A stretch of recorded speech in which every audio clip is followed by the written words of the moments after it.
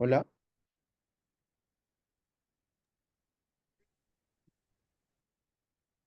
hola, ¿se escucha bien? Sí, doctor. Sí, Sí, se se está viendo la escucha y pantalla. se ve la presentación. Ok, bueno, en primer lugar quiero agradecer por la invitación a este curso de neuroanatomía aplicada, organizada por su sociedad. La verdad, para mí es un honor poder ser parte de los temas que se van a discutir.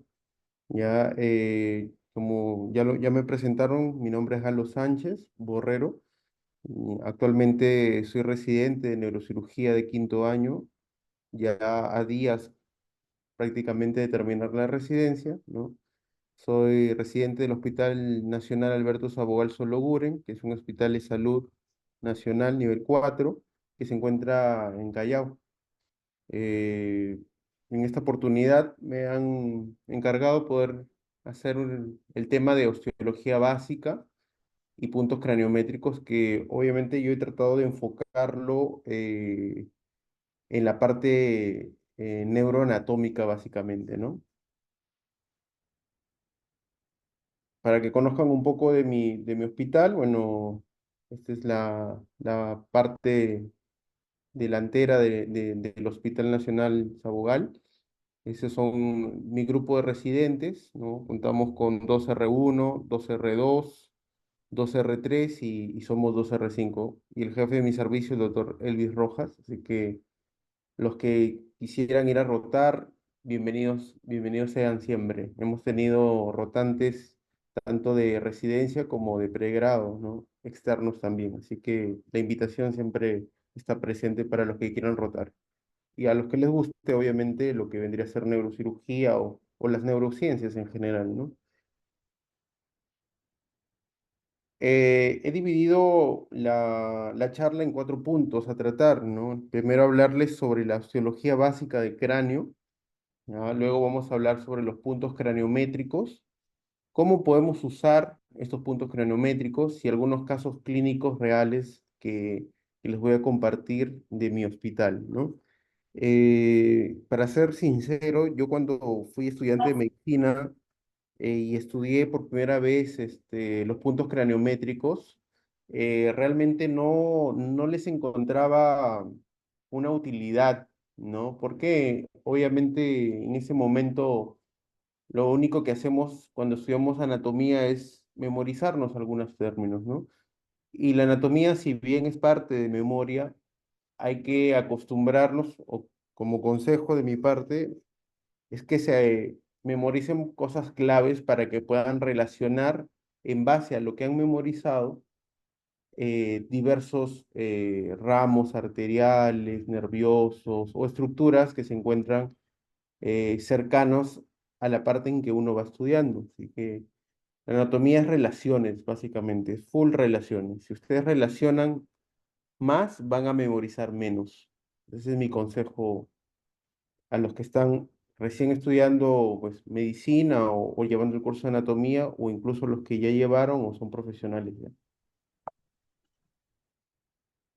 Bueno, ya para hablar en lo que respecta al tema, nosotros sabemos que la cabeza la podemos dividir en dos grandes regiones.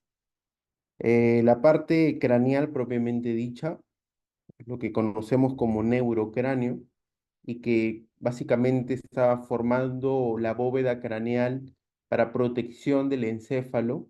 Y cuando me refiero a encéfalo, me refiero al cerebro, al tronco, a parte del inicio de la médula, al cerebelo, eh, y también forma parte de lo que es la base de cráneo, que ya vamos a ver más adelante en otras imágenes. Y la segunda región vendría a ser la parte del macizo facial, o también llamado viscerocráneo.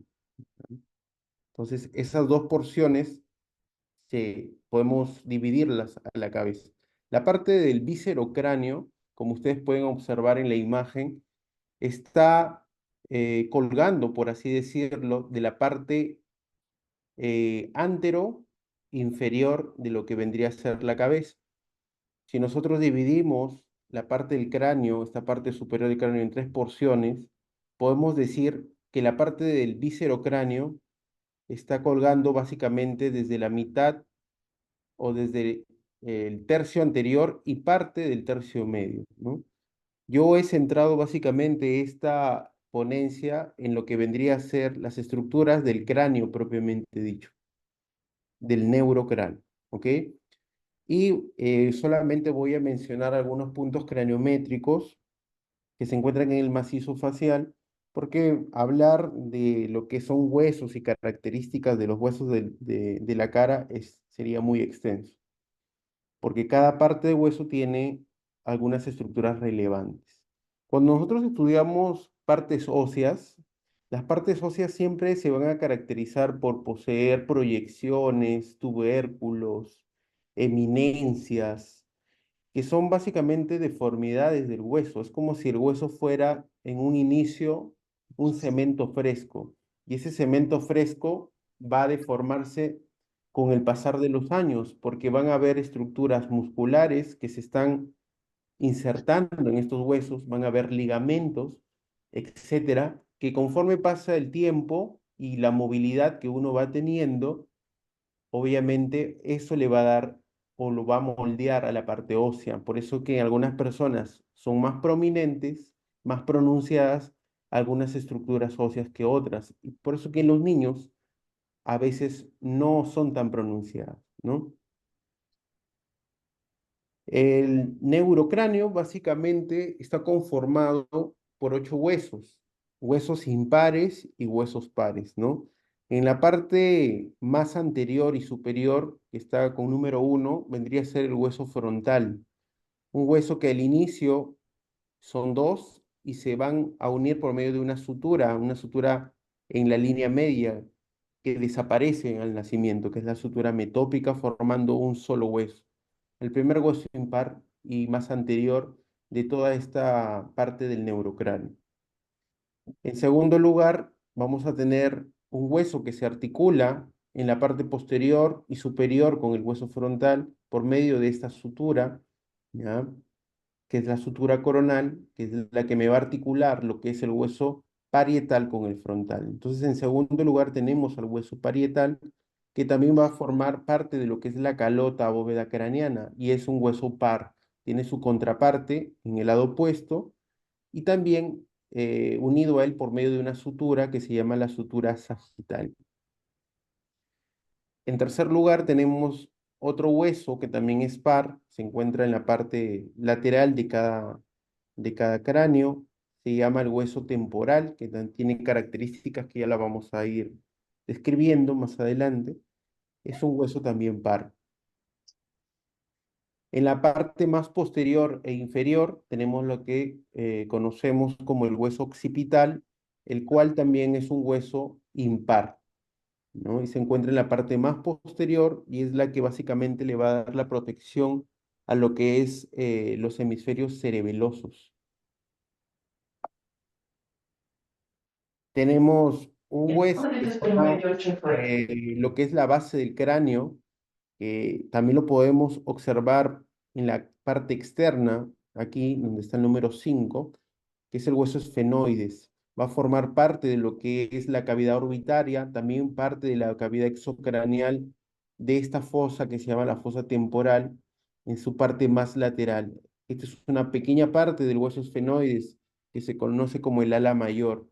También se puede observar, como ven en la imagen, en su cara exocraneana, la cara que está en el exterior.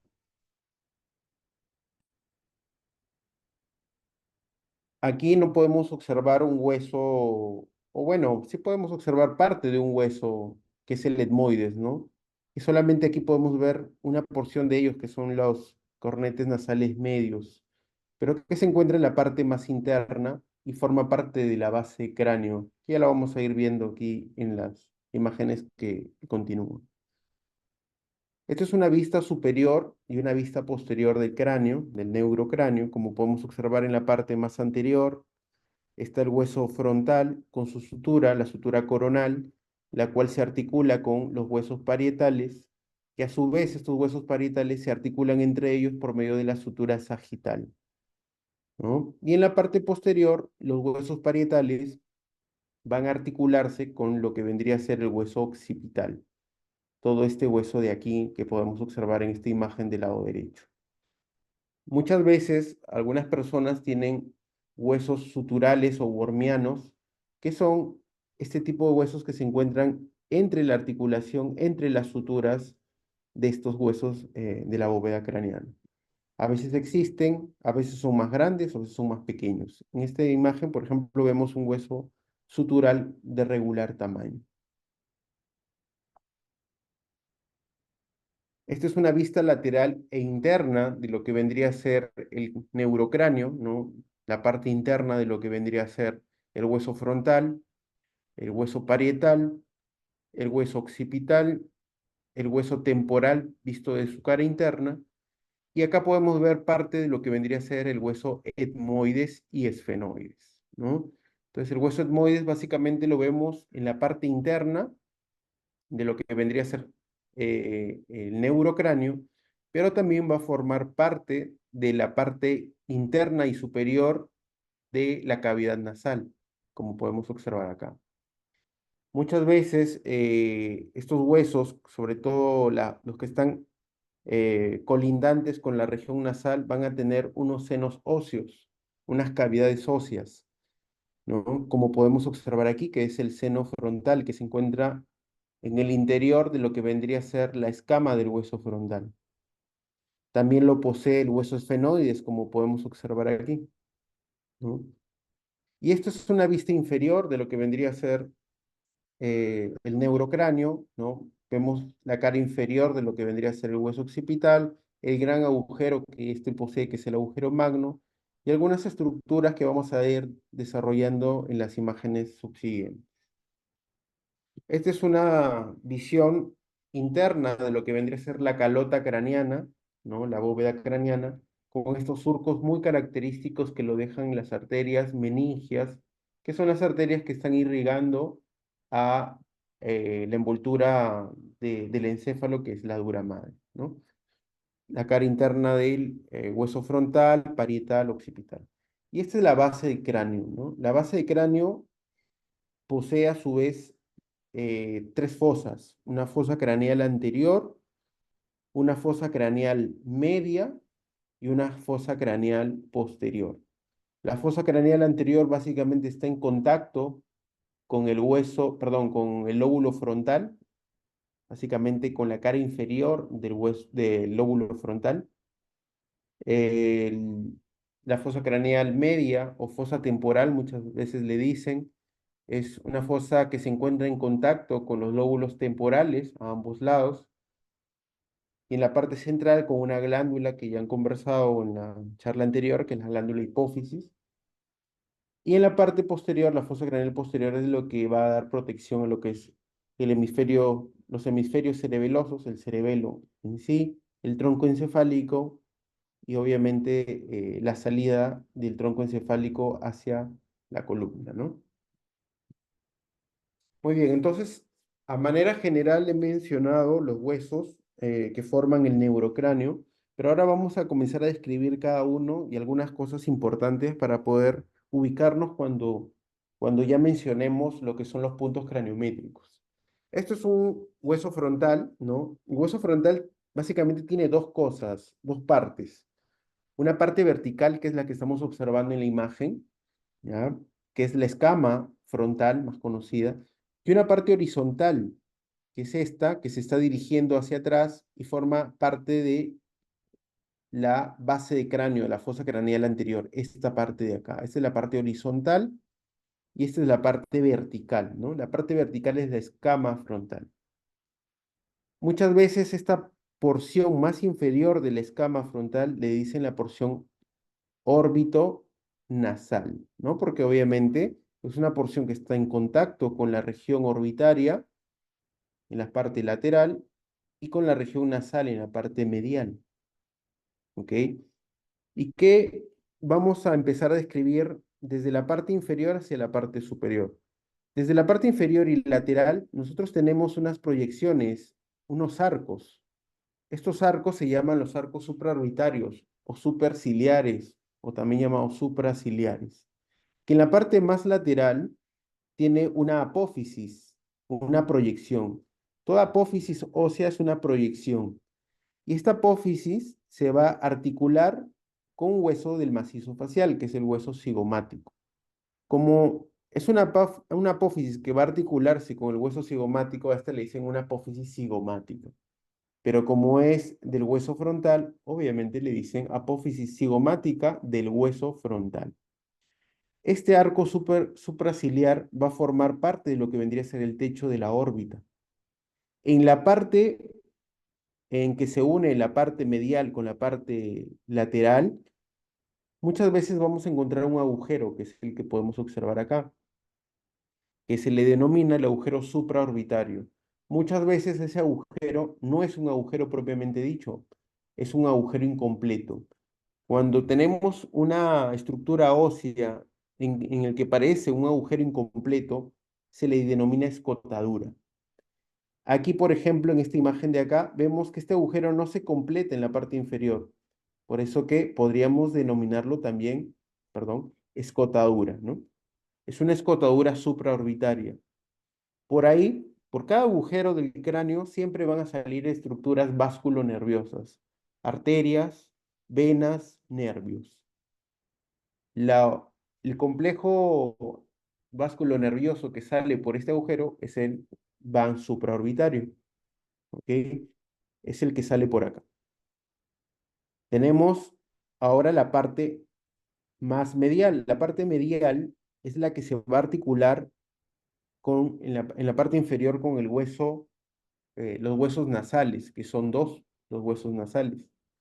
Y en la parte posterior, esta espina, realmente aquí pareciera que se esté dirigiendo hacia adelante, pero realmente se está dirigiendo hacia atrás, inferior y hacia atrás, es una espina etmoidal, que es la que se va a articular con el hueso etmoides. ¿Ok? En la parte central, por encima de esta porción nasal, se encuentra una depresión. Esta depresión es conocida, nosotros la conocemos como la glabela, y es el espacio que hay entre ambos arcos supraciliares. Estos arcos supraciliares son mucho más pronunciados en varones que en mujeres. ¿Ok? En la parte más superior podemos observar que la escama frontal tiene dos elevaciones hacia los lados, ¿no? Esas elevaciones son las que van a darle la característica de la frente a las personas, ¿no? Y son las pirámides frontales, ¿no? A cada lado. Y la parte circunferencial es la parte que se va a articular en la parte posterior con los huesos parietales. Podemos observar que en la apófisis cigomática del hueso frontal, en la parte lateral, tiene una proyección. Esta proyección se va a dirigir hacia arriba y hacia atrás. Esta proyección es el inicio de una línea, que ya vamos a ir describiéndola más adelante, que se llama la línea temporal superior. Nosotros, los que nos dedicamos a neurocirugía y planificamos todos nuestros abordajes quirúrgicos, este es un reparo anatómico que nosotros siempre valoramos, porque la mayoría de abordajes que utilizamos lo hacemos en esta zona. Entonces debemos identificar la línea temporal superior y para identificarlo siempre palpamos la apófisis cigomática del frontal. ¿Ok? Esta es la porción órbito nasal. La porción órbito nasal es la porción horizontal. Esta es una visión inferior de la porción órbito nasal, porque la porción superior es la que va a formar el piso de la fosa craneal anterior. La porción órbito nasal en su cara exocraniana, que es esta, ¿ya? Va a formar lo que es el techo de la órbita en la parte lateral y en la parte central va a poseer una escotadura, que es la escotadura etmoidal. Esto es la escotadura en forma de U invertida, ¿verdad? Entonces, esta es una escotadura, ¿por qué? Porque por ahí se va a articular el hueso etmoides, que es un hueso único, impar y que se encuentra en la parte central de la fosa craneal anterior y que no solamente va a formar piso de la fosa craneal anterior, sino también va a formar parte de las paredes de la cavidad nasal. podemos observar varias cosas aquí importantes que mencionar. Estas celdillas que ustedes están observando aquí, estas celdillas frontales, son celdillas o senos óseos, son cavidades óseas, ¿ya? Que se van a articular en la parte inferior con las celdillas etmoidales del hueso etmoidal y que entre ellas van a formar canales. Estos canales, uno anterior y uno posterior, como pueden observar aquí, son canales etmoidales, un canal etmoidal anterior y posterior. Por ahí también van a pasar estructuras vasculos nerviosos. Obviamente van a tener el nombre del nombre de este conducto, es decir, etmoidal anterior. Esta es la parte que se articula con el etmoides, en la parte posterior, la que veíamos aquí, esta espina, ¿no? La espina etmoidal. Y esta parte es la que se articula con los huesos nasales. Si nos vamos más lateral y anterior, vamos a encontrar una fosa que le dicen la fosita troclear. Muchas veces esa fosita troclear tiene una proyección, una espina, una pequeña proyección ósea que sirve para que un tendón de los músculos extraoculares, específicamente el músculo oblicuo superior, pueda hacer una polea, su tendón en esa proyección ósea. Y se encuentra en la parte más mediana, ¿no? Si nos vamos hacia la parte más lateral, nosotros tenemos otra fosa que es un poco más amplia. Esta fosa, que se encuentra en la parte más lateral, sirve para poder albergar ahí una glándula, que es la glándula lagrimal. ¿Ok? Y eso vendría a ser parte de la pared lateral del techo de la órbita. Y acá en la parte más posterior es lo que se va a terminar articulando con lo que es el hueso esfenoides, que ya vamos a ir viéndolo en las siguientes imágenes. Esta es la cara posterior endocraniana del hueso frontal. Esta cara posterior endocraniana podemos describir una estructura ósea central muy importante que se le llama la cresta frontal interna. La cresta frontal interna tiene dos labios a cada lado. ¿Y por qué tiene dos labios? Porque ahí se va a insertar lo que es una proyección de las meninges, que es la dura madre. Y la dura madre tiene repliegues, y esos repliegues se van a formar gracias a que la dura madre tiene dos capas, y esas dos capas en algunas zonas se van a separar. ¿Para qué? Para poder albergar sangre venosa y drenar sangre venosa, formando lo que se conoce como los senos venosos, que poseen, como repito, sangre venosa y que se van a insertar a lo largo de estructuras óseas, como por ejemplo la cresta frontal interna. Y como tiene que pasar la sangre por en medio de estas dos capas, obviamente se va a terminar articulando o insertando, mejor dicho, la dura madre en esta porción. Y va a seguir hacia arriba, siguiendo lo que es el recorrido de la sutura sagital, que eso ya le pertenece al hueso parietal. ¿Ok? Muy bien. Para hablar ya del hueso etmoides, ¿ah? El hueso etmoides podemos describir que posee cuatro porciones, dos láminas que se cruzan en ángulo de 90 grados, como es la lámina vertical, y una lámina horizontal que podemos ver acá. La lámina vertical es la que se va a colorear de azul, como pueden observar, y que tiene una proyección en la parte superior y una extensión en la parte inferior. La parte superior forma una especie de cresta. Muchas veces los anatomistas lo han descrito como la cresta Galli, ¿no? O la cresta de gallo. Esta proyección ósea sirve también para que se inserte la dura madre, la hoz del cerebro, que es una proyección, ¿no? En forma de hoz, por eso le dicen hoz, y que divide a ambos hemisferios cerebrales y se termina insertando en esta proyección ósea. Este es desde una vista lateral y este es desde una vista superior. Se encuentra en la parte central y forma parte de la fosa craneal anterior. ¿Ok? Y la parte inferior de esta lámina vertical va a formar lo que se llama la lámina perpendicular del hueso etmoides. Esta lámina perpendicular se va a terminar articulando con el hueso frontal, ¿no? Teníamos una espina que se dirigía hacia atrás, es la que se va a articular aquí con el hueso etmoides. Y la parte inferior de esta lámina perpendicular vertical del hueso etmoides se va a articular con un hueso de la nariz que se llama el hueso vomer, aquí en la parte inferior. Y forma parte de lo que vendría a ser la parte central o la pared central medial de la cavidad nasal. La lámina horizontal, ¿ya? Que es la que está coloreándose de rojo, que es esta de aquí, y en esta imagen se ve acá. Como ven, está en ángulo de 90 grados con la lámina vertical del hueso etmoide.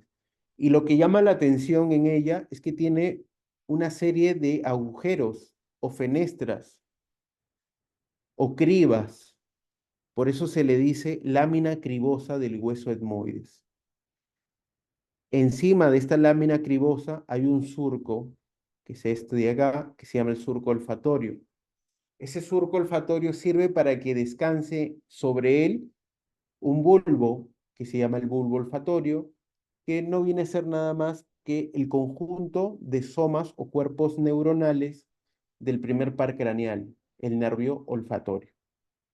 Es decir, que el bulbo olfatorio está descansando aquí y esas cribas o fenestras o agujeros son agujeros que sirven para que puedan pasar los filetes nerviosos del primer par craneal que se encuentran inervando la mucosa superior de la cavidad nasal para poder detectar olores. Por eso que tienen esas fenestras para poder perforar esta lámina y poder hacer conexión con el bulbo olfatorio. A su vez, si teníamos agujeros etmoidales que describimos en el hueso frontal en las imágenes anteriores, acá también tenemos estos conductos etmoidales, que son dos, anterior y posterior. ¿Ok? Y finalmente, de estas cuatro partes que menciono del etmoides, tenemos eh, las partes laterales, que son cuadriláteras, ¿no? Como podemos observar. Estas proyecciones laterales son dos, por eso mencioné que eran cuatro partes lo que conforma el hueso etmoides, y son los laberintos etmoidales, estos de acá, los laberintos etmoidales. Y estos laberintos etmoidales poseen cavidades óseas, vendrían a ser los senos etmoidales, las celdillas etmoidales, ¿no? Y podemos ver que tiene su pared lateral, que es esta. La pared lateral va a formar lo que vendría a ser parte de la pared orbitaria, ¿ok? Y en la parte medial, que no podemos observarla aquí, más o menos en esta porción de acá y esta de acá, ¿ya? Posee lo que son las conchas nasales o cornetes nasales, ¿no? Que son dos, el superior y el medio. Son dos lo que provienen del hueso etmoides, porque sabemos que tenemos un tercer cornete nasal, que es el inferior, pero que es un hueso propio a diferencia del medio y superior que son parte del hueso etmoides. El esfenoides es un hueso único, muy característico, ¿no? Que muchas veces lo describen como un hueso en forma de murciélago, ¿verdad? Y que tiene también eh, partes importantes que mencionar, ¿no? Posee dos pares de alas, las alas menores y las alas mayores. Esta es una vista superior del hueso esfenoides. Esto de acá, lo que podemos observar acá, y estoy siguiendo con el cursor, vendrían a ser las alas menores del hueso esfenoides. Y estas más grandes que están en la parte más posterior son las alas mayores. Las alas menores forman parte del piso de la fosa craneal anterior En cambio, las alas mayores forman parte del piso de la fosa craneal media. En su parte central tiene un cuerpo. Este cuerpo forma una estructura ósea que se llama la silla turca.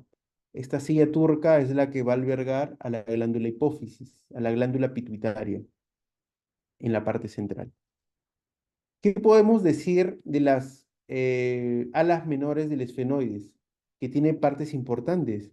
Una cresta esfenoidal, que es esta de acá, una proyección interna y posterior, que vendrían a ser las apófisis clinoides anteriores, una parte medial y anterior, que vendría a ser el yugo esfenoidal, también denominado planum esfenoidal, una espina esfenoidal que sirve para articularse aquí en la parte anterior con el hueso etmoides, y que en su parte interna del apófisis clinoides anterior poseen unos agujeros.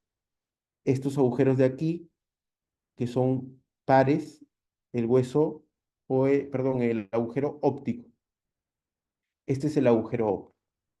En la parte interna podemos encontrar lo que se conoce como el surco prequiasmático y el dorso eh, de la silla turca, ¿no? Que se encuentra aquí. Esto vendría a ser la cavidad o fosa hipofisiaria propiamente dicha de la silla turca. Y en la parte posterior, que tenemos el ala mayor del hueso esfenoides, también posee agujeros. Este primer agujero, que realmente es una hendidura o una fisura, que se encuentra entre el ala menor y el ala mayor, se llama la hendidura esfenoidal, que es esta, que es la que va a comunicar la fosa craneal media con la cavidad orbitaria. Más inferior y medial poseemos el agujero redondo, que algunos lo describen como el agujero redondo mayor. Este agujero redondo mayor va a comunicar la fosa craneal media, que es esta, con la parte anterior, con la fosa pterigopalatina o pterigomaxilar. Y en la parte más posterior poseemos este agujero muy grande que se llama el agujero oval. El agujero oval es un agujero que va a comunicar la fosa craneal media con la fosa infratemporal. Lateral a la fosa, al agujero oval, poseemos el agujero espinoso. El agujero espinoso, que es este de aquí, muchas veces se denomina agujero redondo menor. Si al agujero redondo, que es este de acá, se le dice redondo mayor, a este se le dice redondo menor. Si a este se le dice agujero redondo, a este solamente se le va a mencionar como agujero espinoso. ¿Ok? Y acá tenemos las apófisis clinoides posteriores, que son estas proyecciones que salen de la silla turca. Esa es su vista superior. La vista superior también posee estos canales o surcos que lo dejan las arterias meningias, ¿no? Que están muy pegadas al hueso, entre el hueso y la dura madre, por eso dejan esos surcos. Esta es una vista anterior del hueso esfenoides, ¿no? En los cuales podemos observar la parte que vendría a formar parte de la pared de la cavidad orbitaria, que vendría a ser esta parte de aquí. Este vendría a ser la cara orbitaria. Estos son las alas menores vistas desde su cara anterior. Este es el cuerpo del esfenoides con su cresta esfenoidal que se articula con el etmoides. Esta vendría a ser las alas mayores que se articula o va a formar parte de lo que es la cara exocraniana de la fosa temporal. Y estas apófisis que vendrían a ser los pies del murciélago, que vendría a ser las apófisis pterigoides, que sirven para articulaciones, o mejor dicho, para inserciones de músculos pterigoideos. Estos agujeros que podemos observar aquí, esta es la fisura orbitaria o hendidura esfenoidal. Es la hendidura que se encuentra entre las alas mayores y menores del hueso esfenoides. Este es el agujero redondo mayor o agujero redondo. Y este de aquí es un agujero que se llama el agujero ovidiano o agujero del conducto pterigoideo. Esta es una vista posterior del hueso esfenoides, ¿no? Donde podemos ver lo que se va a articular con el hueso occipital.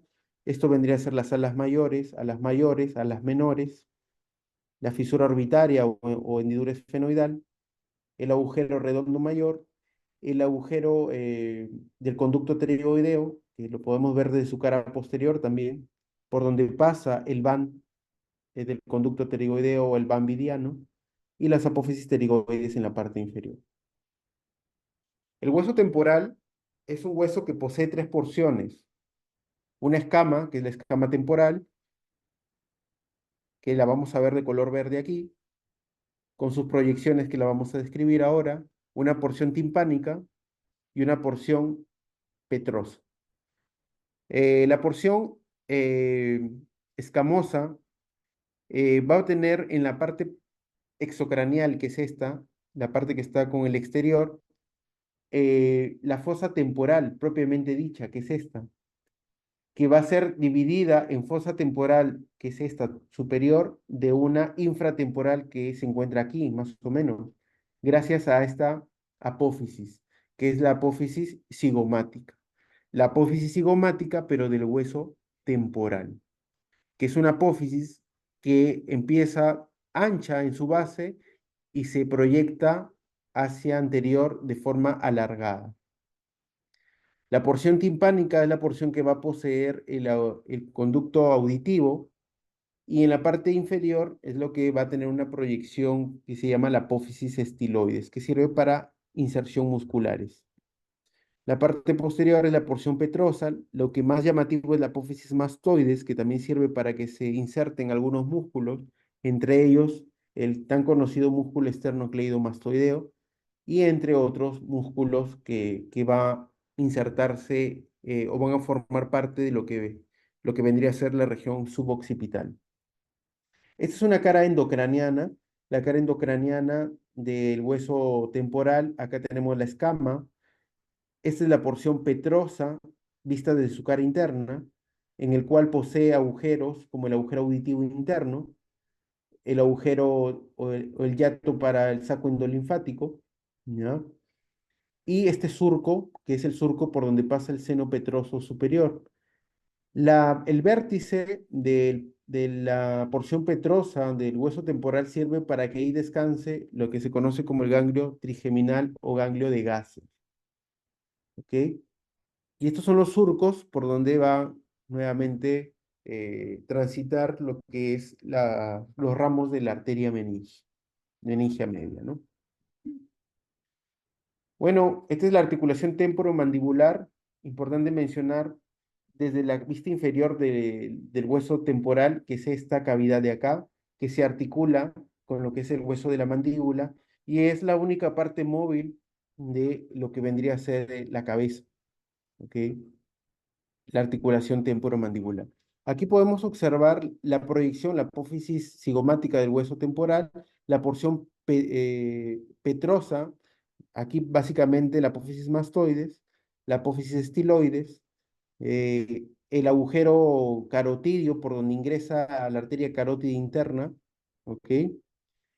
Y algunas fisuras como es la fisura petrotimpánica, como podemos observar acá. El hueso occipital también podemos describir dos caras, la cara exocraneal, la cara endocraniana. La escama occipital, vista de su parte externa, posee surcos, ¿ya? Y una cresta. Esta es una cresta occipital, la cresta occipital externa. Tiene surcos o líneas nucales, la línea nucal superior, la línea nucal superior a cada lado, la línea nucal inferior a cada lado también, que sirve para la inserción de músculos. El agujero magno, ¿no? En la parte más anterior, los cóndilos occipitales que sirven para articularse con lo que es el atlas, que es la vértebra cervical número uno. Y en la parte interna endocraneal tenemos estos surcos que se entrecruzan en la parte central como una cruz, ¿no? Una apófisis cruciforme, en donde se va a encontrar el seno venoso que se conoce como la tórcula o la prensa de Erófilo. En esta prensa de Eroff, lo que es una confluencia de senos venosos, van a llegar lo que son los senos transversos, mejor dicho, salen los senos transversos de cada lado, derecho o izquierdo, y van a llegar por encima del seno longitudinal superior y por debajo va a llegar el seno occipital. Acá tenemos las fosas cerebelosas por debajo del surco de los senos transversos y las fosas occipitales, donde van a descansar los lóbulos occipitales por encima del surco del seno transverso. Acá poseemos agujeros, estos agujeros son los agujeros condilios, son los condilios anteriores y los posteriores. Los agujeros condilios anteriores se le denominan los conductos del hipogloso porque por ahí emerge el nervio hipogloso, doceavo par craneal, y el agujero condilio posterior es el agujero que por ahí emerge una vena, que es una vena emisaria. El hueso parietal es un hueso par también que se encuentra formando parte de la bóveda craneana. Tiene partes importantes que mencionar en la cara exocraneana, la escama o la porción escamosa, la que se articula con la escama temporal, y las líneas temporales, ¿no? La línea temporal superior y la línea temporal, perdón, la línea temporal inferior y la línea temporal superior, que sirven para que se inserte lo que vendría a ser la fascia del músculo temporal.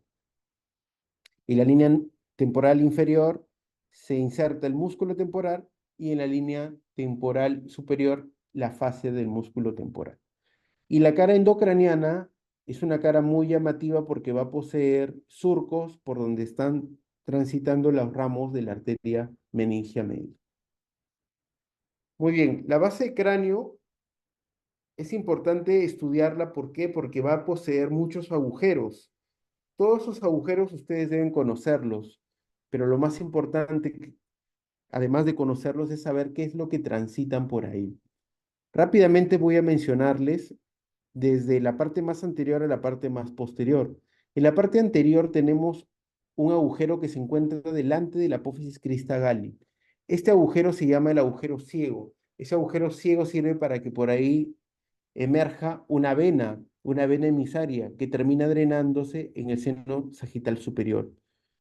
En la parte posterior, que es la lámina cribosa que ustedes ya conocen, posee estas cribas, estas fenestras, estos agujeros, gracias a que perforan los filetes nerviosos del primer par craneal y donde descansa el bulbo olfatorio, primer par craneal. En la parte posterior poseemos los agujeros ópticos que ustedes ya saben que se encuentran en la parte del hueso esfenoides, específicamente el ala menor del hueso esfenoides. Por ahí va a entrar lo que es el nervio óptico y la arteria oftálmica. Si nos vamos más lateral a esto, lateral a la apófisis clinoides anterior, tenemos la hendidura esfenoidal. Esta hendidura esfenoidal me va a comunicar esta fosa craneal media con la órbita.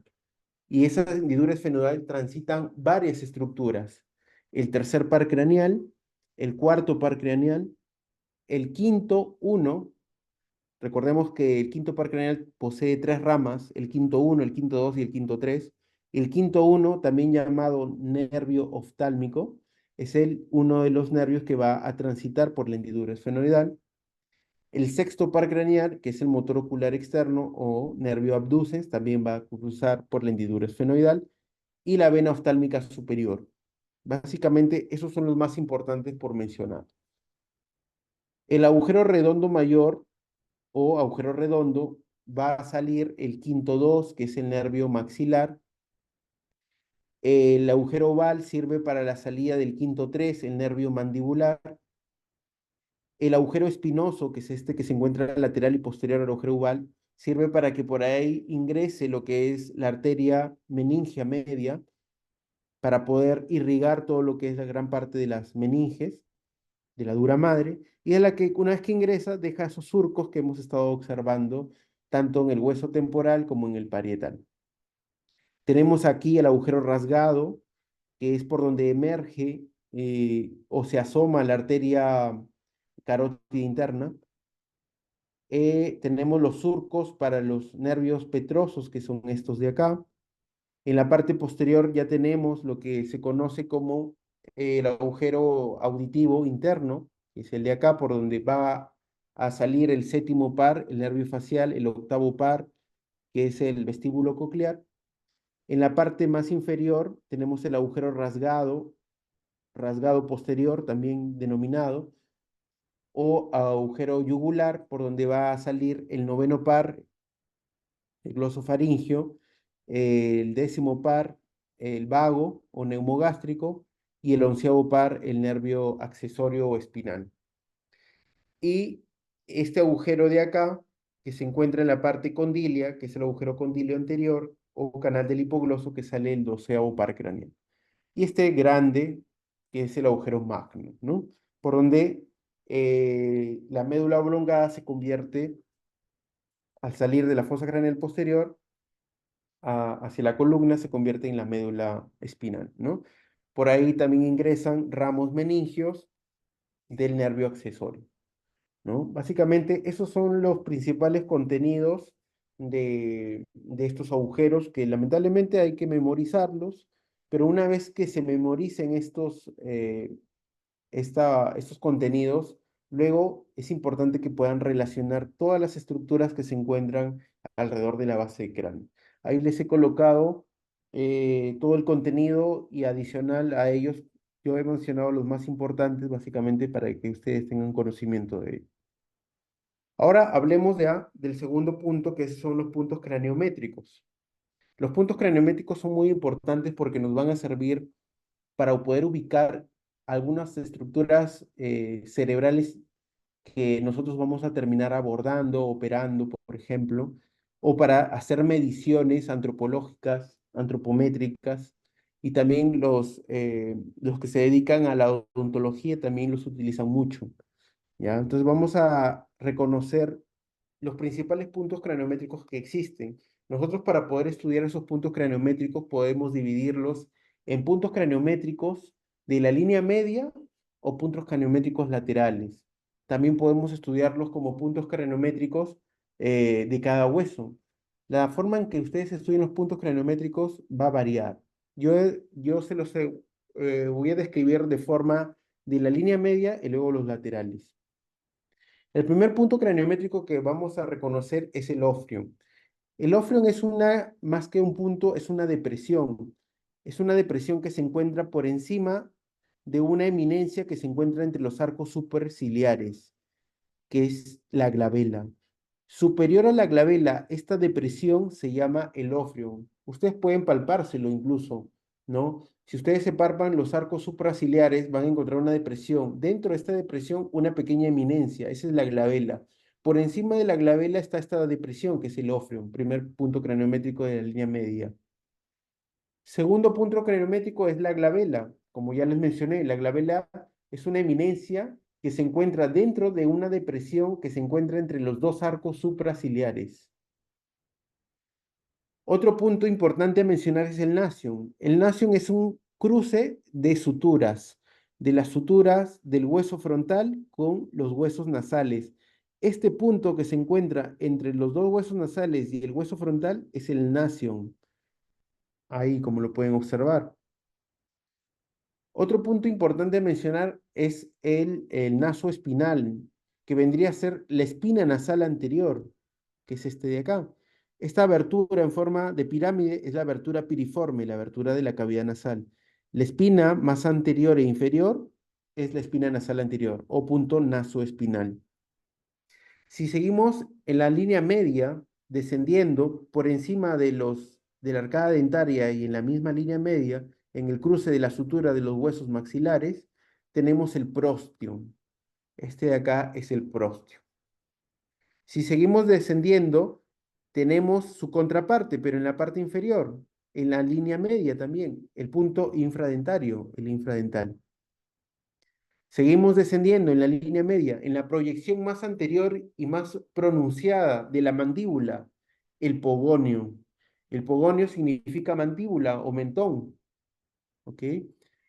Y la parte más inferior de estos puntos de la línea media, más anterior e inferior, tenemos el natio, que es este punto de acá.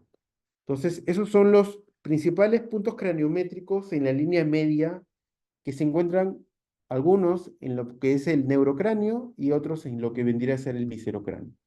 También tenemos puntos laterales. En esta misma imagen podemos observar acá.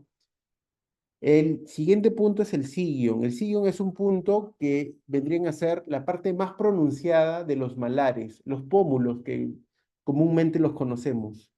Esa es la parte más pronunciada de los huesos cigomáticos, sobre todo es la parte inicial de la apófisis cigomática, el sigio. Tenemos otro punto craniométrico, el gonion, que vendría a ser el ángulo de la mandíbula en donde se, se encuentran lo que es la rama ascendente y la rama vertical y la rama horizontal de la mandíbula. Ese es el gonion. Son puntos pares porque son laterales. Muy bien, esos son todos los puntos que podemos observar desde su cara anterior. Si vemos la cara lateral, desde la cara lateral vamos a empezar desde inferior a superior. El primer punto craniométrico que ya lo habíamos visto, el pogonio, que es el punto más anterior, más pronunciado de la mandíbula y en la línea media, pogonio. Segundo punto craniométrico, visto desde su cara lateral, donde se encuentra la rama vertical con la rama horizontal. Este punto de acá, en el ángulo, el gonio. Tercer punto craniométrico, el punto nasoespinal, la espina nasal anterior, como podemos observar aquí. El siguiente punto, la parte más pronunciada del hueso cigomático o malar, el sigio. Tenemos un punto en donde se encuentra por encima del agujero auditivo, que es el de acá. La parte más superior es el porion. Si seguimos en la parte más posterior, siguiendo esta misma línea entre el sigio, porion y acá este cruce de suturas es el asterium. El asterium más que un punto es una confluencia. ¿Una confluencia de qué huesos? Del hueso parietal, el hueso temporal y el hueso occipital. Las suturas que se encuentran es la sutura landoidea, la sutura parieto escamosa y, petro escamos, ¿no?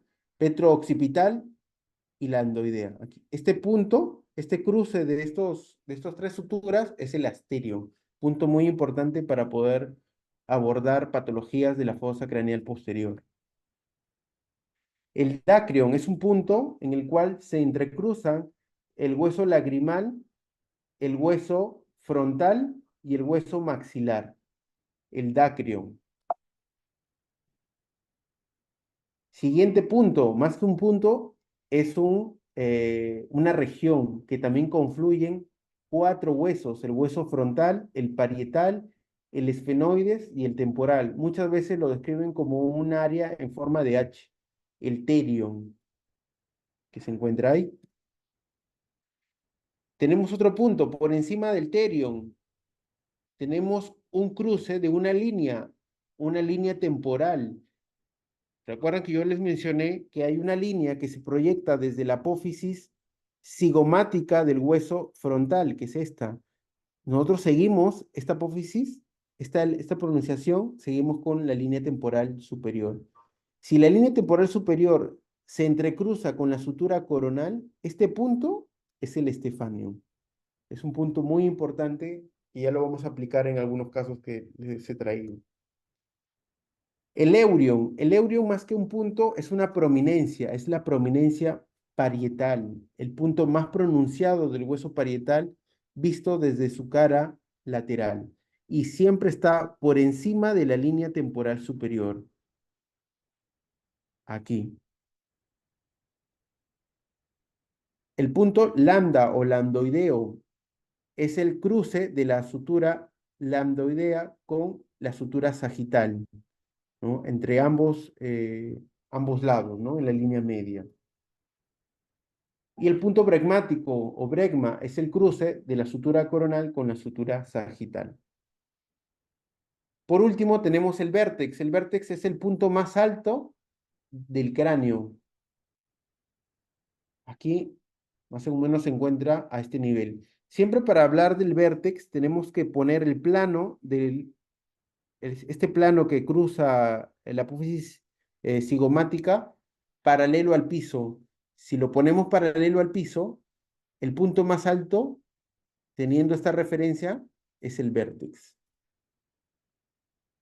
En la cara superior, si nosotros calculamos o ubicamos el nasion y nos dirigimos 11 centímetros a 13 centímetros posterior y en la línea media del nasion, vamos a encontrar el punto bregmático o bregma, el cruce de la sutura sagital con la coronal. Recuerden, 11 centímetros a 13 centímetros posterior del nasion y en la línea media.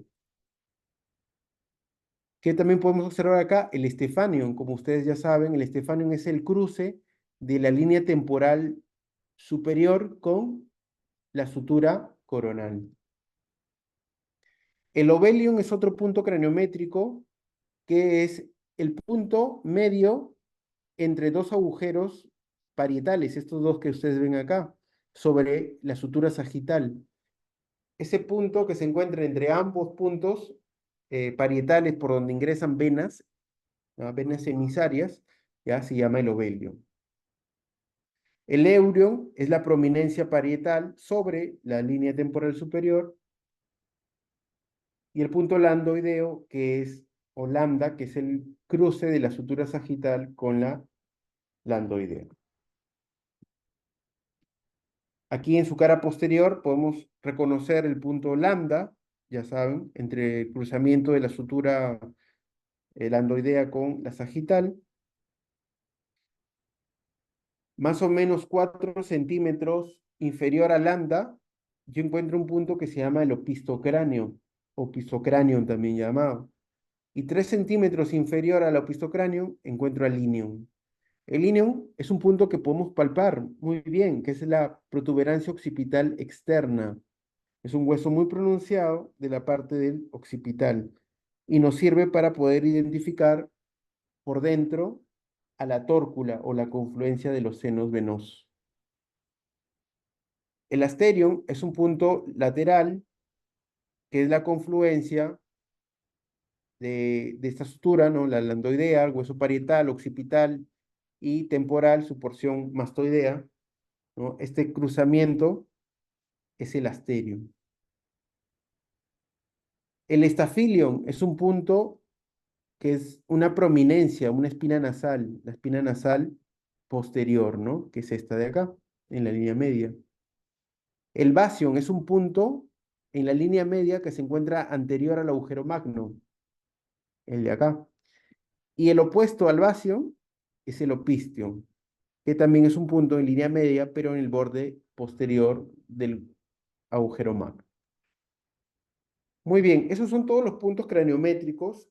Esta es una imagen en donde podemos reconocer algunos de ellos. Por ejemplo, aquí el nasion, que es el cruce de la sutura frontal con las nasales.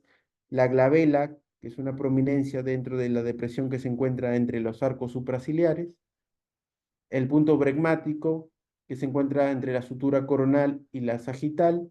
Recordemos que desde el nasion hasta el punto bregma son 11 a 13 centímetros de distancia. Posterior tenemos al lambda, que es el cruce de la sutura landoidea con la sagital, y sabemos que desde el punto bregmático hasta el lambda son 12 centímetros aproximadamente. Seguimos en la línea media, tenemos el inion, que es la protuberancia occipital externa. Entre el lambda y el inion son 7 centímetros aproximadamente, y en la mitad de ellos está el opistocranium. Básicamente desde el lambda hasta opistocranium 4 centímetros, y desde opistocranium hasta el inion 3 centímetros. Acá tenemos el asterion, acá tenemos el terion, que es un área en forma de H, el eurion, que es la prominencia parietal, el stephanion, que es el cruce de la línea temporal superior con la sutura coronal, y si nosotros quitamos la dura madre, que es esto, esta envoltura que protege al encéfalo, ¿no? Que acá podemos observar la arteria meningia media, ¿no? Que como está pegada a la dura madre y está entre la dura y el hueso, deja esos surcos pronunciados que habíamos visto en el hueso. Si quitamos esa dura madre, podemos observar esto. Esto es lo más importante de los puntos craniométricos, poder reconocer qué estructuras por dentro se encuentran relacionados a estos puntos. Por ejemplo, nosotros tenemos aquí al estefanio. El estefanio, como mencioné, es un punto en el que se entrecruza la sutura coronal con la línea temporal superior. Este punto es importante, ¿por qué? Porque aquí se encuentra un surco del lóbulo frontal, que es el surco frontal inferior. El lóbulo frontal tiene dos surcos, un surco frontal superior y un surco frontal inferior. Lo que quiero decir es que debajo de este punto craniométrico, yo solamente voy a encontrar el giro frontal inferior. Giro frontal inferior por debajo del estefanio, giro frontal medio y superior por encima del estefanio. ¿Qué más? Esta sutura, que es la sutura escamosa, que es la sutura que va a, a unir lo que vendría a ser el hueso parietal por acá con el hueso temporal por acá abajo, me va a servir porque en la sutura o la porción escamosa o la sutura escamosa, en su interior está el valle silviano, ¿ya? O surco lateral, que me va a dividir, ¿qué cosa? Por debajo el lóbulo temporal y por encima el lóbulo frontal con el lóbulo parietal. Es decir, de aquí para arriba, frontal y parietal, de aquí para abajo, temporal. La escama temporal prácticamente protege todo el lóbulo temporal. Y el ala mayor del esfenoides que se encuentra aquí se encuentra en relación a la punta o al polo del lóbulo temporal. Qué importante. ¿Y por qué es importante mencionar estos puntos? Porque es importante saber o conocer el giro frontal inferior, porque en la parte dominante, el hemisferio dominante, esta zona del giro frontal inferior está relacionado con el habla, porque ahí se encuentran las áreas del lenguaje, ¿ok? Importante conocer eso. Otra cosa importante conocer es que el eureo, que es este punto craniométrico de aquí, se encuentra relacionado con este giro que se encuentra alrededor del surco lateral o de Silvio, que es el giro supramarginal. Y el giro supramarginal es otra área elocuente en el cerebro, que se encarga del lenguaje expresivo, perdón, de lenguaje comprendido. Por eso que si nosotros tenemos lesiones en esta zona, las personas no entienden, tienen afasia de Wernicke. Y las personas que tienen lesiones en esta zona del giro frontal inferior tienen afasia de Broca o de expresión. Obviamente hablando del hemisferio dominante, en la mayoría de veces el lado izquierdo. ¿Por qué debemos saber del bregma? Porque el punto bregmático, 5 centímetros posterior al punto bregmático, yo encuentro el área motora, lo que se encarga de la movilidad de el hemicuerpo contralateral, que quiere decir que yo tengo un rango de 5 centímetros posterior para no dañar esta zona. Por eso es importante colocar o ubicar el punto bregmático. Nosotros lo usamos mucho cuando colocamos derivaciones ventriculares en pacientes con hidrocefalia. Ubicamos mucho el punto bregmático, trazamos una línea o, o medimos una línea, una distancia desde el nasion hasta 11 centímetros o 12 centímetros en la línea media hacia posterior para ubicar más o menos el punto bregmático, que es donde está la sutura coronal. Nos alejamos de la línea media y nos acercamos hacia anterior a la sutura coronal para alejarnos del área motora. Y por ahí colocamos un catéter para evacuar el líquido cefalorraquídeo. ¿Ok? Esa es la razón y la importancia de conocer los puntos craniométricos. Vamos a aplicarlo ahora. Yo tengo una lesión X en el cerebro. ¿Cómo puedo yo ubicarlo? Con los puntos craniométricos.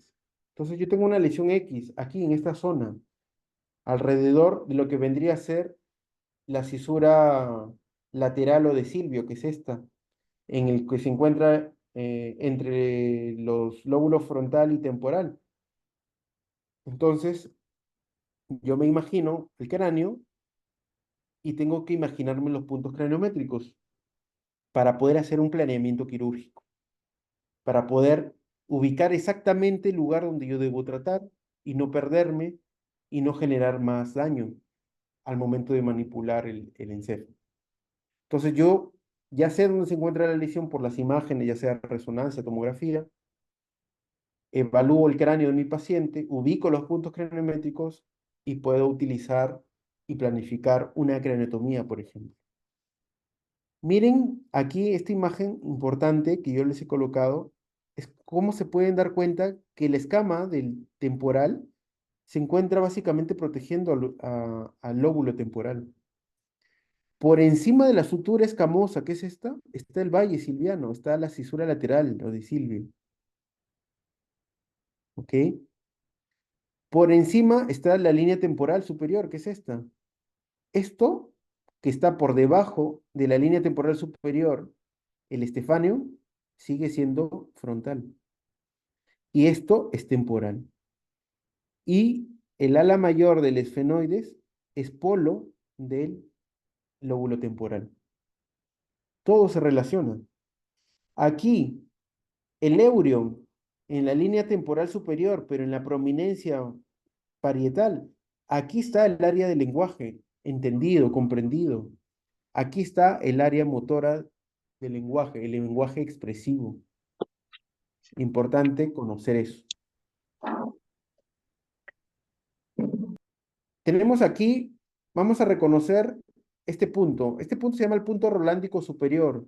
El punto rolándico superior es el punto más superior del surco de Rolando, que es este. El surco de Rolando es un surco que ya lo van a estudiar en los próximos temas, que me separa el lóbulo frontal del parietal. Este punto rolándico superior, ¿cómo yo lo puedo ubicar con los puntos craniométricos? Fácil. Ubico brecma y el punto brecma 5 centímetros posterior, aquí es el punto rolándico superior. Lo que está de violeta, fucsia, lila, es el área motora primaria. Y lo que está en celeste es el área sensitiva primaria. Son áreas elocuentes que no se deben dañar. Aplicación del punto rolándico superior. Punto interparietal. Para poder describirlo, yo tengo que identificar estos surcos. Este es el surco central de Rolando, este es el surco postcentral. El surco postcentral va a proyectarse hacia posterior y va a dividir una parte superior y una parte inferior. La parte superior es el lóbulo parietal superior y la parte inferior es el lóbulo parietal inferior. Y este es el giro postcentral, porque se encuentra detrás del surco postcentral. Este punto que se encuentra aquí es el punto interparietal. ¿Y cómo yo lo puedo ubicar? Con los puntos craniométricos. Fácil. Ubico a lambda, que ya saben que es lambda, y 6 centímetros delante de lambda, en la línea media, y 5 centímetros laterales a este punto, es el punto interparietal. De aquí para abajo, área del lenguaje entendido. Acá podemos observar, ¿no? Lambda, 6 centímetros, 5 centímetros laterales, punto interparietal. Lóbulo parietal superior, lóbulo parietal inferior. Lóbulo parietal inferior, lenguaje comprendido. Giro supramarginal.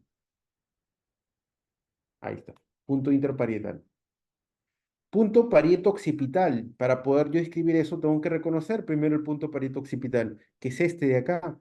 El punto parieto occipital básicamente me va a dividir esta estructura en forma de cuña, en forma triangular, que se dice el lóbulo de la cuña, que le pertenece al lóbulo occipital, de la parte anterior, que es el lóbulo parietal. Aquí se encuentra la cisura parieto-occipital, claro, parieto-occipital porque está dividiendo el lóbulo parietal del occipital y se dirige hacia acá. Este punto parieto-occipital, ¿con quién se corresponde? Con el punto lambda. Es decir, si yo pienso en lambda, pienso en el punto parieto-occipital. Y si yo ya ubico lambda, puedo ubicar opistocráneo, porque 3 centímetros o 4 centímetros por debajo de lambda es el opistocráneo, que es el punto más prominente del hueso occipital. Y 3 centímetros por debajo del opistocráneo está el ilium, que es la protuberancia occipital externa. ¿Qué quiere decir? Que entre lambda y ilium solamente hay lóbulo occipital. Entre lambda e ilium solamente hay lóbulo occipital. ¿Ok? Entonces ahí tengo yo lambda, punto parieto occipital. Para acá adelante, lóbulo parietal, para acá, lóbulo occipital. Punto parieto occipital, nuevamente, ¿no? Punto parieto occipital aquí, ¿no? Lóbulo occipital, lóbulo parietal. ¿Qué más?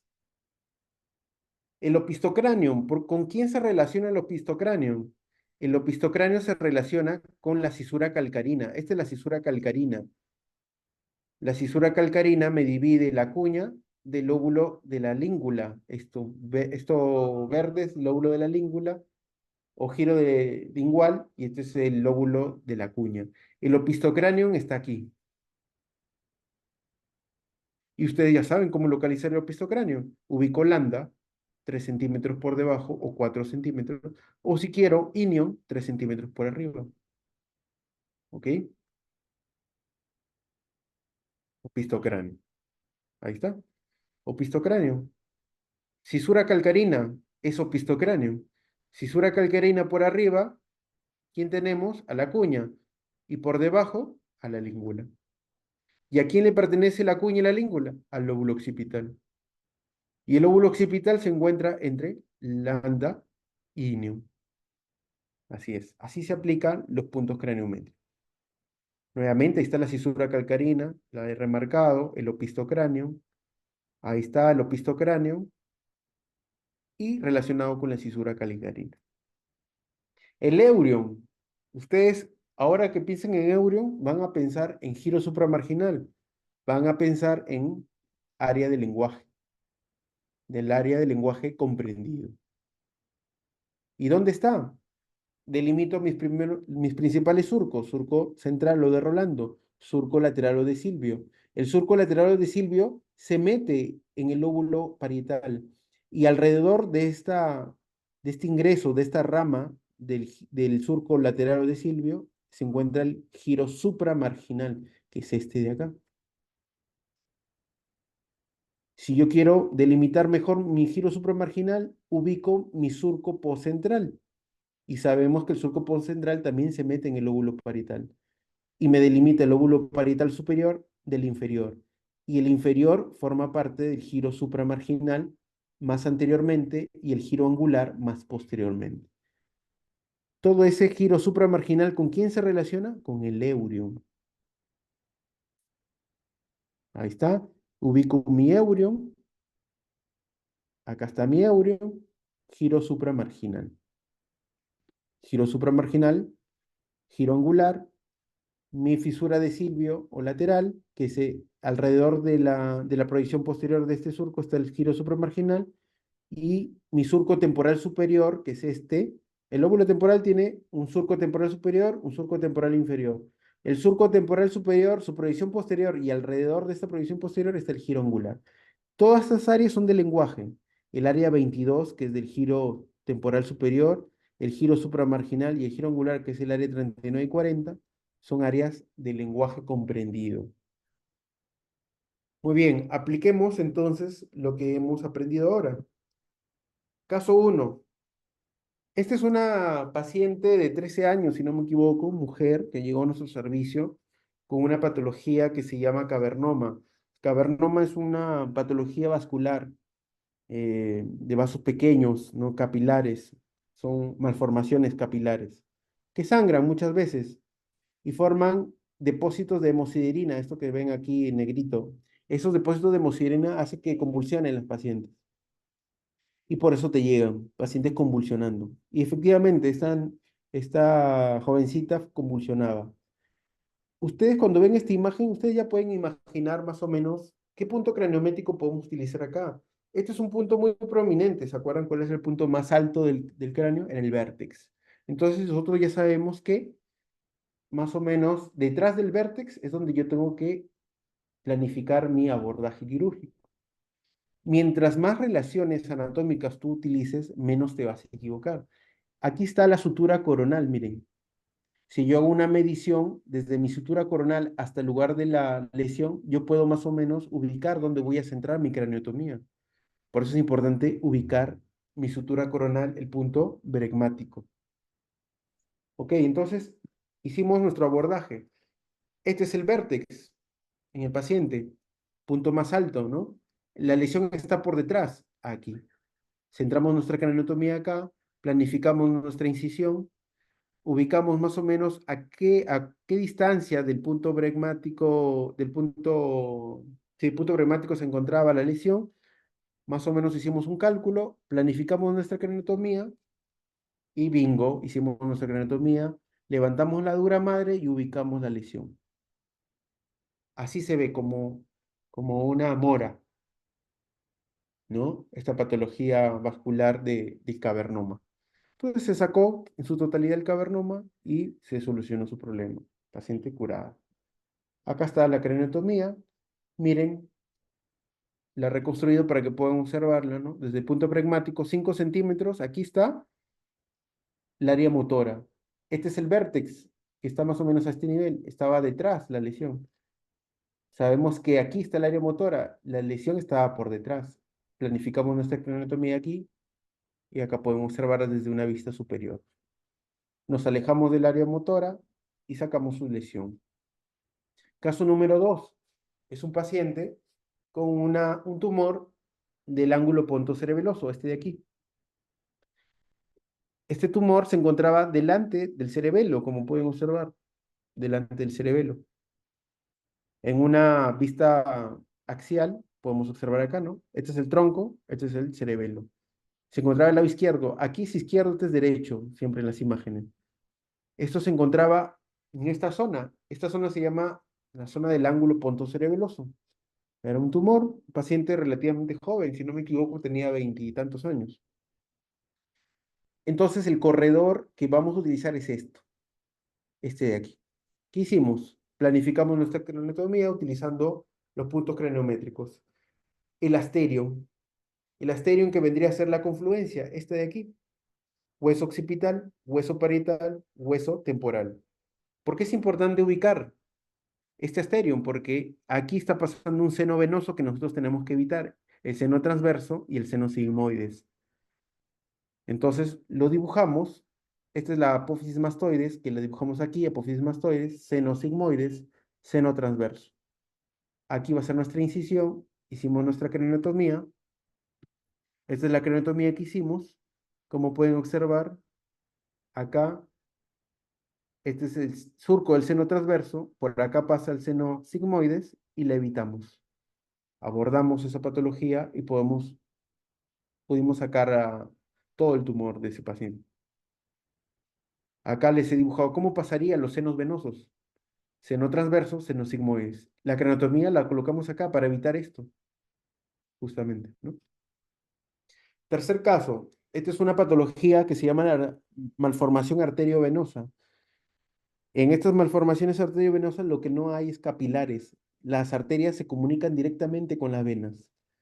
Por lo tanto, el flujo arterial, que es muy alto, hace que las venas tengan una presión muy elevada y se ensanchan y se vuelven tortuosas. Miren, acá está llegando una arteria que está alimentando a este ovillo de capilares, que es un enmarañado, como un ovillo de lana, y esto es una vena que está drenando hacia el seno sagital superior.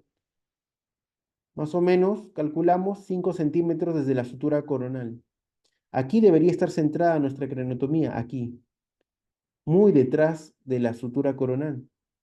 Pero miren este caso, nos equivocamos en el abordaje porque lo hicimos muy anterior, pero aún así pudimos sacar, pero tuvimos que ampliar. Esta es una imagen de la malformación arteriovenosa. Acá está su vena grandaza, que está drenando hacia el seno sagital, que es este de aquí. Estas son sus arterias que están alimentando a la malformación, ¿no? Planificamos nuestra craneotomía, sutura coronal, aquí, más o menos la malformación arteriovenosa debería estar en este nivel, y nuestra craneotomía debería estar aquí, centrada acá. Pero miren, acá podemos reconocer, no sé si ustedes pueden observarlo, yo sí lo veo muy bien, aquí la sutura coronal, aquí se ve como una sierra, aserrado está acá, ¿no? Y acá la sutura sagital. Entonces, la craneotomía realmente debió ser acá, nosotros la hicimos como que muy adelante. Realmente en las malformaciones arteriovenosas deberían hacer craneotomías amplias. Usualmente nosotros hacemos eso en el hospital, pero debimos centrarlo un poquito más atrás. Entonces nos dimos cuenta que la vena estaba un poco más posterior. Entonces debimos haberla centrado aquí, hubiera sido perfecto. Pero igual nos sirvió para poder sacar toda la malformación. Y acá miren lo que les decía, ¿no? La sutura coronal debimos haberla centrada de aquí para atrás. Hubiera sido perfecta. Pero bueno, hicimos nuestra craneotomía así. Igual pudimos sacarla, ¿no? Usando nuevamente los puntos craniométricos. Entonces, de esa manera nosotros, como neurocirujanos, utilizamos los puntos craniométricos a diario, ¿no? Y obviamente hay tecnología, ¿no? Hay tecnología que utilizamos también, pero que no debemos confiarnos en ella. Esto se llama neuronavegación, que utiliza también puntos craniométricos para identificar patologías, ¿no? Aquí tenemos una paciente que operamos de un tumor, como pueden observar acá, de la región pineal, utilizamos un neuronavegador, pero mientras tú tengas conocimientos anatómicos y además te apoyes en más tecnología como es la neuronavegación, es mucho mejor. ¿Ya? Lo que les quiero como mensaje final es, nunca dejen de lado la anatomía, ¿ya? No se confíen en la tecnología. La tecnología tiene que ser una herramienta más de lo que nosotros usamos en nuestra actividad diaria como médicos o como profesionales en salud en general. ¿Ok? Muy bien, eso sería todo. Esos son mis contactos, mi correo, si tienen alguna pregunta. Tenemos un canal de YouTube de nuestra residencia, también los invito a que lo revisen. Y mis números, si es que tienen alguna duda sobre algún punto, con todo gusto de ayudarlos. Gracias. Sí, doctor, muchísimas gracias por la ponencia. Muy, muy interesante realmente. A los participantes, tal vez hay alguna pregunta, lo puede mencionar abriendo su micro o tal vez dejándolo en la caja de comentarios, por favor. Vamos a esperar 2 minutos.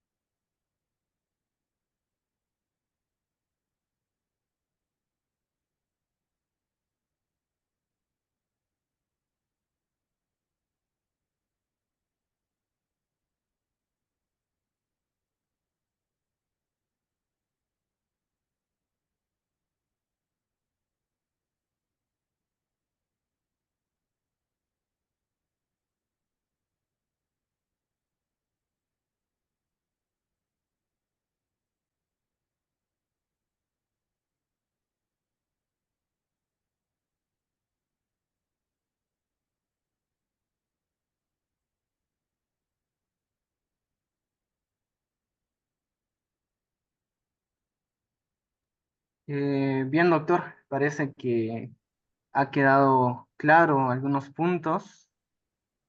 Principalmente decirle, ha sido una excelente ponencia, una ponencia muy interesante, dirigida principalmente a lo que es las operaciones realmente en el cerebro son muy complejas y muy completas, se podría decir. Se utiliza mucho la anatomía.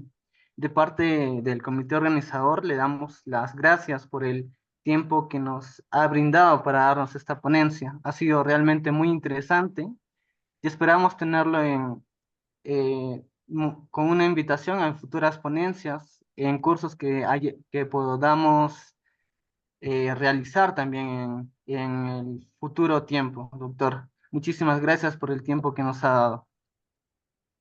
No, gracias a ustedes, más bien, igual, nuevamente felicitarlos por hacer este tipo de cursos, de verdad. Eh, Nuevamente los invito, si gustan rotar en mi hospital, van a ser bienvenidos. Realmente neurocirugía es una especialidad muy anatómica, a los que les gusta la anatomía, utilizamos la anatomía a diario. Y bueno, yo siempre me incliné por la anatomía desde que estaba en pregrado, entonces lo disfruto mucho. Así que espero que les haya ayudado. Y bueno, yo encantado de ayudarlos en futuros cursos que necesiten. Estaré ahí. Gracias. Gracias, Galo. También me uno a los saludos, amigo. Recién he terminado algunas actividades y sí he estado viendo la última parte de tu ponencia, excelente. Tal cual es la priorización de los puntos craneométricos para poder regular y localizar lesiones, a pesar de pues todas las demás técnicas que conocemos, siempre la anatomía es la que prima. Muchas gracias, Galo, y también a Mario por la participación y por supuesto que sí. Estamos ahí para poder generar más actividades, y fomentar también el apoyo a ese tipo de iniciativas, de fomentar la neuroanatomía. Sobre todo tú, Galo, que así desde pregrado siempre has sido un maestro en la neuroanatomía, amigo. Gracias nuevamente por participar. Gracias a ti, Jason. Discúlpame no haberte mencionado. Gracias también por la invitación a ti. Y bueno, ya nos conocemos de mucho tiempo nosotros, así que de nada. Gracias a ti más bien por la invitación. Sí, doctor. Muchísimas gracias, doctor Galo.